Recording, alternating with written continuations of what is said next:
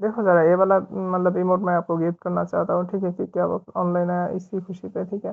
तो ये वाला कि आपके पास है कि नहीं, ये सुनना चाहता हूँ, ठीक है। अगर आपके पास है तो नहीं दूंगा, अगर नहीं है तो मैं ही दूंगा, ठीक है।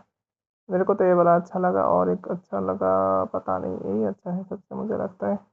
आपको क्या लगता है बताओ, ये भैया वाला लोगे क्या, ऐसा वाला लेना चाहोगे आप? पैसा तो आपके पास है, मेरे पास नहीं है, शायद मुझे ये लेना चाहिए।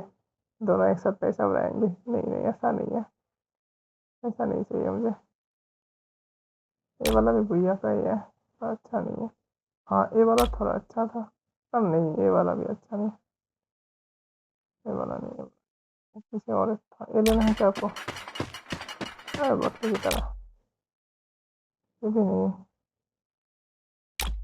हाँ ये वाला अच्छा है, लड़कों का अच्छा है, लड़की का थोड़ा अच्छा नहीं है, मैंने देखा, इसलिए लड़की का करेक्टर लिया बाद में, ठीक है। या ये वाला लोगे बताओ, ये वाला या ये वाला अच्छा नहीं है। ये वाला तो और भी गजब क्या है। चलो यही देता हूँ आपको, चलो यही लेना है आपको, ठीक है। मेरा पसंद क्या आपका पसंद भी मिल जाएगा, ठीक है, तो यही लेना है।